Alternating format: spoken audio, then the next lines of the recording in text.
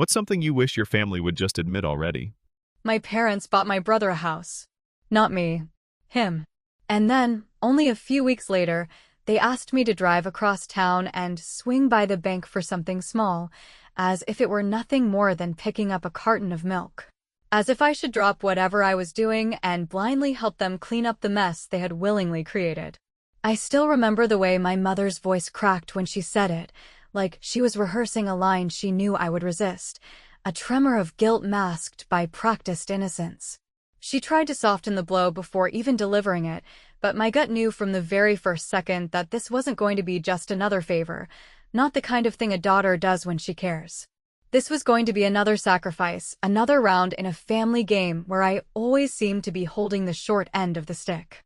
Derek, my older brother, had always been the golden boy, the one with the effortless smile, the smooth excuses, and the endless ability to fail upward. He was the kind of man who could walk into a room late, hungover, broke, and still somehow get everyone to feel sorry for him. I, on the other hand, had been cast in the role of responsible one since I could walk. If there was a bill unpaid, I was expected to cut corners. If there was a chore undone, I was the one who should pick up the slack. And if Derek screwed up, which he did with the consistency of the seasons, my parents were always there to clean it up, not with their own strength, but with mine. They demanded my patience, my money, my silence.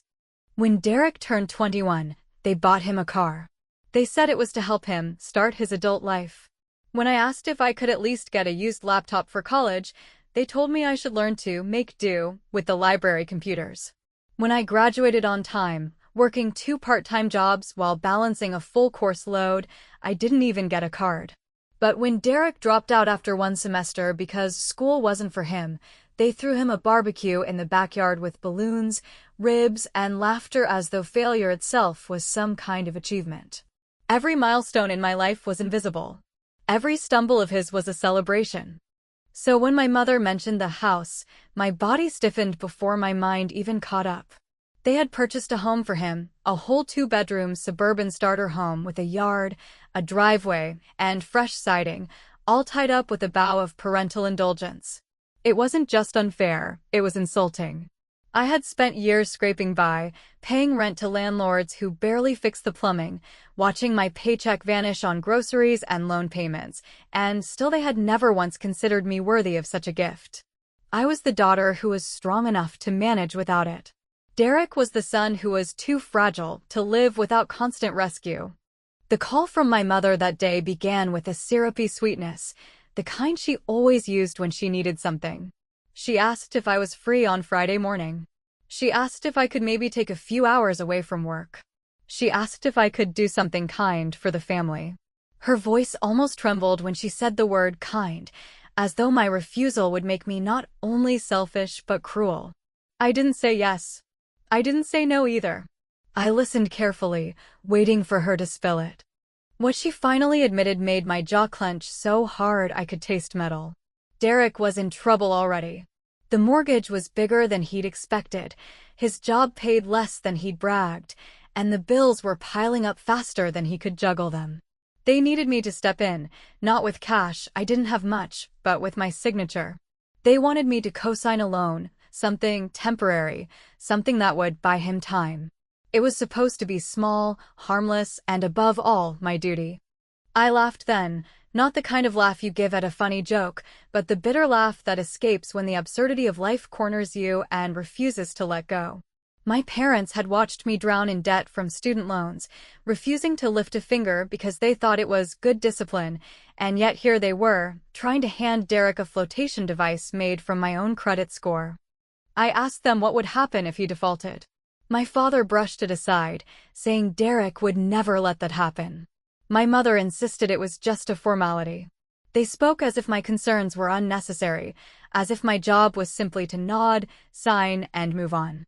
That night, I sat in my apartment staring at my ceiling, listening to the hum of the fridge and the creak of the pipes, wondering how it was always me who had to pay the price for his incompetence. I thought about the sleepless nights I had pulled to keep my life afloat, about the years of being told, "We don't have enough money," whenever I needed help, and about how suddenly, when Derek needed bailing out, The bank of Emily was supposed to open without question. By the time I fell asleep, my decision wasn't final, but my anger was carved in stone. I didn't know what I was going to do yet, but I knew this. The days of being their safety net were numbered. And when the phone rang the next morning, Derek's number flashing across the screen, I had the sharp, uneasy sense that the storm hadn't even started. The call from Derek came earlier than I expected, his name flashing across my screen like a warning sign, and before I even picked up, I could feel my stomach twist with that familiar dread that always seemed to accompany him. The dread of being dragged into something I had no part in but would somehow be expected to fix. He didn't bother with small talk. He never did when he needed something. His voice came at me hot, layered with frustration and entitlement, the kind of tone that suggested my hesitation was not only inconvenient, but downright offensive. He wanted to know why I hadn't agreed already, why I was making this harder than it had to be, why I couldn't just do one simple thing for family when, according to him, he had always been there for me. I almost choked on the irony, because Derek's definition of being there for me had always meant showing up late to my graduation half-drunk, or crashing on my couch when his girlfriends threw him out, or borrowing money he never repaid because he claimed he was waiting on a check. He started shouting before I even had the chance to get a full sentence in, his anger so sharp it nearly bled through the phone line. He accused me of ruining his life, of being jealous that he had finally gotten something big, and he reminded me that Mom and Dad had invested everything into me already. That part nearly made me laugh, because if by invested he meant letting me pay off every dime of my tuition while he got a car handed to him at 18, then yes, I suppose their accounting was very creative. His rant went on, climbing higher, the volume louder, until finally I told him flat out that I wasn't signing anything, that I wasn't going to hand him the keys to my future credit score just because he didn't know how to manage the keys to his new house. The silence that followed was colder than the yelling had been, the kind of silence that carried promises of future fights, and then the line went dead without a goodbye. By evening, my parents were on the offensive. My mother left 2 long voicemails, each one dripping with guilt, reminding me of family dinners, of the nights she stayed up with me when I was sick as a child, of how she had always done her best, and now it was my turn to do mine. My father's call was shorter but sharper, accusing me of being selfish, saying that siblings were supposed to carry one another, not abandon each other in times of need. They never once mentioned Derek's choices, his gambling streak, his drinking, his half-finished jobs. They framed it all as though fate itself had singled him out for misfortune, and I was the heartless sister unwilling to throw him a rope. The truth was, I had thrown him ropes my whole life, and every time he had used them to climb just high enough to fall again, pulling me down with him. I thought of the year I covered one of his credit card bills because he swore he would be evicted if I didn't, only to discover later he had used the card to buy concert tickets and bar tabs. I thought of the time I drove 2 hours to pick him up when his car broke down, only to find out he had sold the alternator for cash and wanted me to pay for a tow. The list of sacrifices was long enough to stretch across a lifetime, and yet here they were, asking for more, pretending history hadn't already written the ending to this story. When I finally visited my parents' house that weekend, the tension was thick enough to slice. They had Derek sitting at the table like a wounded soldier, his head bowed, his shoulders slumped, his performance perfectly staged. My mother rubbed his arm like he was some broken child, whispering about how one signature could fix everything, while my father flipped through papers with the weight of a man who believed the law was nothing but a technicality. They laid the documents in front of me, the signature line glaring in black ink, and for a moment I actually imagined what it would feel like to sign, how much quieter life would be if I just gave in. But I didn't pick up the pen. Instead, I looked Derek in the eye and asked him what his plan was, how he expected to keep this house standing when he could barely keep his own life upright. He didn't answer, just stared at me with those same angry eyes he'd had on the phone, the ones that told me he believed I owed him not just this, but everything. My father coughed, my mother pleaded, and the silence stretched until I finally pushed the papers back across the table. I told them no, told them I was done carrying weight that wasn't mine, told them I wouldn't be signing away my future because Derek refused to own his present.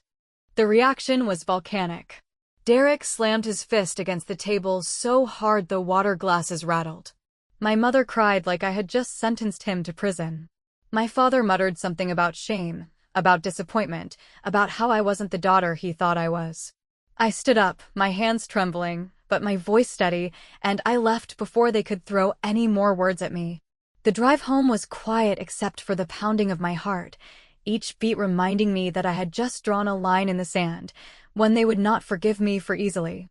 Later that night, when the anger had burned down into something colder, I sat on my couch and wondered if maybe I had been too harsh, if maybe the weight of family really did belong to me no matter how much it hurt. I almost convinced myself of it, almost softened, until I noticed an envelope slipped under my door, the handwriting on the front unmistakable. It was Derek's, messy and rushed, and when I tore it open and saw what was inside, my breath caught in my throat. It wasn't a letter of apology or even a threat. It was a copy of a loan application, one with my name already signed at the bottom in handwriting that was close enough to pass.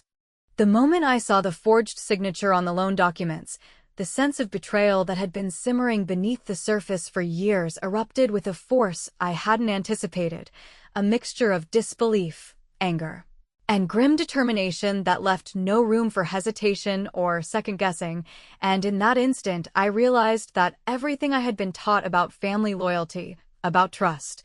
and about responsibility had been weaponized against me in a way I could no longer ignore. Derek had crossed a line that I had always assumed was untouchable, and my parents, with their soft voices and practiced smiles, had once again positioned themselves as if my compliance was an unquestionable given, expecting me to absorb the consequences of someone else's recklessness without complaint or resistance. But I was not the child who would quietly pay the price for the golden boy's carelessness anymore. I spent hours that night sitting at my kitchen table, staring at the envelope, the documents spread in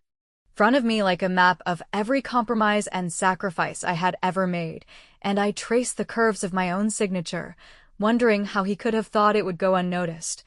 wondering how my parents could continue to pretend that their inattention and favoritism were acts of love rather than calculated negligence.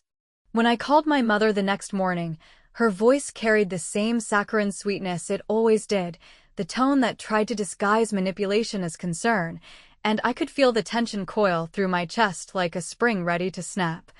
Because I knew that no amount of excuses would justify the fact that Derek had acted with the audacity to forge my name while she, the orchestrator of his comfort, pretended to be unaware, pretending that her moral authority could shield him from the consequences of his actions, and I realized in that moment that whatever civility I might have clung to was a fragile illusion, a veneer that would have to be shattered before anything resembling justice could be achieved. I did not yell, I did not beg, and I certainly did not apologize. Instead, I spoke with a calm I barely recognized in myself, the kind of calm that comes when you have nothing left to lose and every option on the table is a declaration of independence.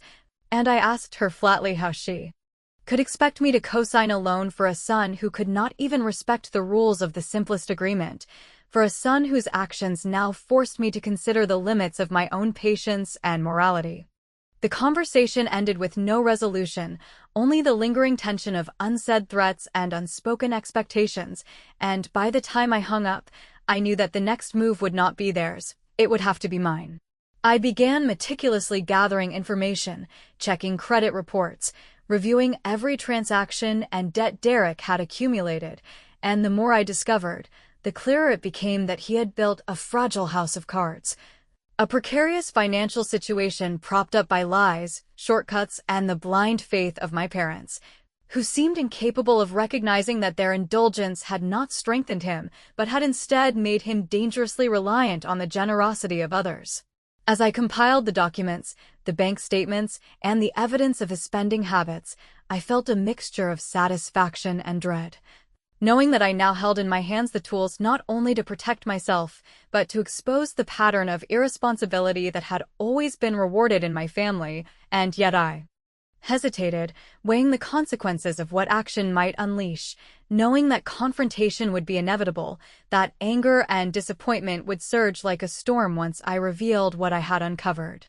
Late that evening, Derek showed up at my apartment, pacing in the doorway with the frustration and entitlement that had defined his every interaction with me, insisting that I must have signed the papers or he would be in trouble, demanding that I fix this now, and failing entirely to understand that my decision to withhold my consent was not negotiable, that the responsibility for his house, his bills, and his mistakes was his alone, and in that moment I realized that every argument,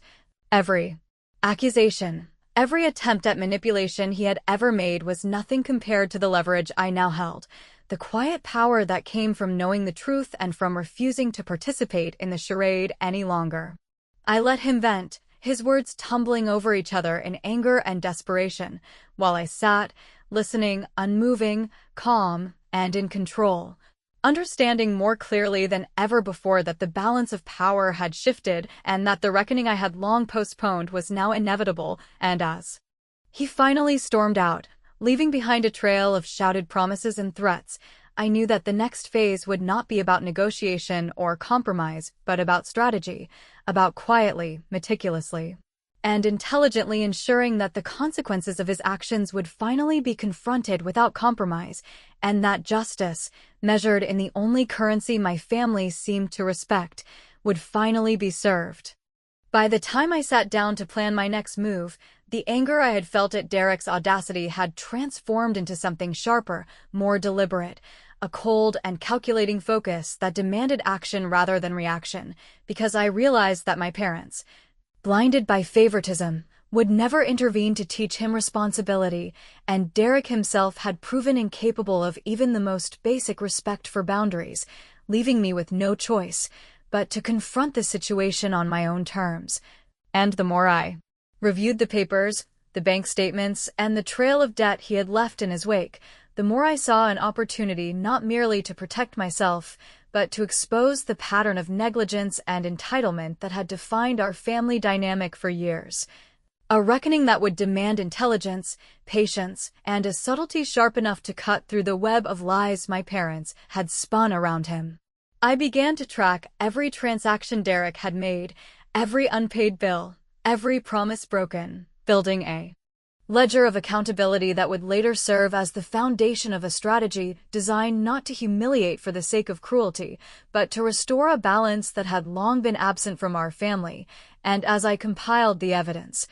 I realized that the true leverage was not in anger or confrontation, but in the knowledge that the system itself could enforce consequences that my parents refused to impose, that the law, contracts, and banking procedures would not bend for Derek as they had for years. At the dinner table or in whispered conversations about how to help him through a rough patch, and for the first time, I understood that my role was not to rescue him, but to ensure that reality finally caught up with the consequences of his choices. The quiet satisfaction I felt in gathering this information was tempered by a rising tension, the anticipation of confrontation that was both exhilarating and terrifying, because I knew that once I acted, the fallout would be swift and irrevocable, affecting not only Derek but also the parents who had enabled him and subtly manipulating their perception of right and wrong while I remained outside their moral calculations, untouchable in my refusal to continue serving as the family safety net. And as the days passed, I carefully observed Derek's behavior, noting how he attempted to maintain appearances, how he hoped that silence or charm would once again work in his favor, and how he underestimated my awareness and my resolve, failing to recognize that the careful ledger I had constructed would not simply document his failures, but would actively prevent him from escaping the consequences, a reality that would force him, finally, to confront the outcomes of decisions he had long assumed someone else would fix for him. When I finally brought the matter to the attention of the bank, it was not with drama or confrontation, but with precision and clarity, submitting evidence of the forged signatures, providing documentation of his financial instability, and carefully outlining the discrepancies in a manner that left no room for manipulation or excuse, and in doing so, I realized that my power lay not in punishment but in structure, in allowing the mechanisms of accountability to function as intended, ensuring that Derek would face the repercussions of his actions without my direct intervention, and that my parents, who had long depended on my compliance, would finally witness the consequences of their indulgence and the limitations of their favoritism. A revelation that I knew would shake the foundations of our family dynamic in ways they could neither anticipate nor control. The day Derek received the notice from the bank, the frustration and panic I had anticipated erupted in a flurry of phone calls, threats, and tears, all directed at me, though I had not acted with malice, only with the intention of preserving my own stability and forcing accountability. And as I listened to him shouting and my parents pleading, I felt a grim satisfaction in the knowledge that the cycle had been interrupted, that the narrative of endless rescue had been broken, and that finally, for the first time, Derek would have to navigate the consequences of his choices on his own, a reality my parents had long denied him while expecting me to shoulder the burden silently. As the evening settled and the commotion faded, I sat alone in my apartment, reviewing every step I had taken, recognizing the quiet power of meticulous planning and the subtle art of allowing justice to unfold through procedural channels rather than confrontation, and while a part of me wondered if I had been too severe, if I had overstepped in exposing him to consequences that I had long delayed to protect him from, another part of me knew that this was the only path to true independence, the only way to ensure that the next time my parents attempted to manipulate family loyalty in favor of Derek, I would be free from their expectations, their guilt trips, and their mismanaged favoritism. Standing firm in a reality where responsibility was no longer optional and where the ledger of past mistakes could finally speak for itself. The final confrontation unfolded not with shouting, not with the dramatic revelations of a courtroom or the cathartic outburst of anger, but in the slow, meticulous orchestration of consequences that had been building for months. A culmination of every careful recording, every subtle observation, and every strategically placed reminder of reality that allowed the truth to assert itself without my having to raise my voice. And I watched as the atmosphere in the house shifted under its own weight, the tension so palpable that it seemed to vibrate through the walls, making the air thick with anticipation and unease, leaving every participant acutely aware that nothing would be the same after this evening. Daniel entered the room with the usual arrogance that had once allowed him to maneuver through our household with impunity. The confident smirk he relied upon as armor against suspicion now faltering imperceptibly as he noticed the deliberate arrangement of people, seating, and timing that had been prepared not for casual conversation but for exposure. A silent web of witnesses whose attention had been guided subtly, deliberately, until it was impossible for any pretense to survive the scrutiny. That had been quietly, patiently orchestrated over weeks, and I felt a mixture of satisfaction and anxiety as I observed the shift in his posture, the subtle constriction of his jaw, the way his hands tightened against the edge of the chair as he realized that the balance of power in this house had been recalibrated without his awareness until this precise moment. The first revelation came indirectly, almost innocuously, when a family friend, previously unaware of the subtleties of Daniel's manipulations, remarked casually on the frequency of his unsolicited visits and the level of familiarity he had assumed in spaces and routines that had never been offered to him. The words landing with a precision that bypassed any argument he might have prepared and leaving him momentarily speechless, caught in the act of habitual entitlement exposed before an audience who had until now been guided by the assumption of innocence, and I observed the subtle tightening of the room, the shift of glances, the acknowledgement in silent nods and raised eyebrows that he could no longer operate under the illusion of control. I allowed the tension to build without intervention, knowing that the most effective form of revenge is never instantaneous, but cumulative. A slow erosion of advantage that forces the transgressor to confront the consequences of actions that were once concealed by manipulation, charm, and the complicity of those who failed to question appearances. And as Daniel's discomfort became increasingly visible, I introduced the final element of subtle, unavoidable consequence, a carefully prepared document outlining every instance of his boundary violations, text exchanges, and unsolicited intrusions. delivered directly to the household with a quiet note indicating that transparency had become a necessity for the preservation of family integrity, and I watched as the full scope of months of misbehavior finally registered in his expression. An amalgam of shock, disbelief, and the dawning realization that no apology, no charm, and no familial influence could undo what had been revealed. My husband, observing all of this, shifted subtly in his seat, a quiet acknowledgement that the patience, diligence, and strategic thinking that had guided my actions had finally crystallized into tangible clarity, allowing him to process the reality of betrayal without the immediate need for confrontation or anger, and I felt a sense of equilibrium settle over the situation, not the calm of resolution, but the balance of justice enacted through careful, deliberate planning, leaving Daniel to navigate the consequences of a house no longer compliant to his entitlement, his parents to confront the limitations of their insistence on forgiveness, and my own position secure, though tempered by the understanding that the complexities of family and loyalty do not yield simple victories. The evening concluded with no grand proclamations, no confessions of regret, only the subtle recalibration of roles and perceptions, the quiet awareness that boundaries had been established, that power dynamics had shifted,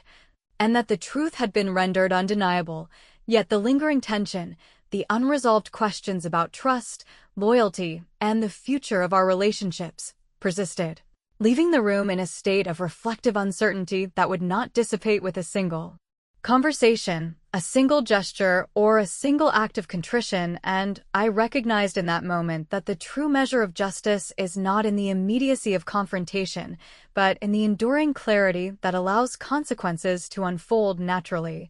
allowing each individual to confront their own role in the narrative without my having to enforce the conclusion. As I stood at the threshold of the evening's end, observing the subtle adjustments in posture, the measured conversations that replaced forced pleasantries, and the unspoken recognition that nothing would ever return to the previous equilibrium, I felt the full weight of what had been accomplished, not in vengeance alone but in the strategic, patient, and ultimately precise enactment of justice that preserved integrity while exposing wrongdoing, and I understood that while forgiveness had been demanded and loyalty tested, the final chapter had been written in a way that left no room for denial, only reflection, and as I looked toward the future, I knew that the story, though concluded in this moment, would resonate in ways that were impossible to predict, leaving every participant to grapple with the consequences in the quiet aftermath of revelation. And when the last guest departed and the house fell silent, I stood alone, not triumphant in the conventional sense, but resolute, aware that the truth had been asserted, boundaries enforced, and clever, patient strategy had achieved what impulsive anger never could, yet knowing that the questions, doubts, and unresolved tensions would linger indefinitely, and that the full story, though partially unveiled, would continue to shape lives, relationships, and choices in ways that no single act, however precise, could ever completely conclude.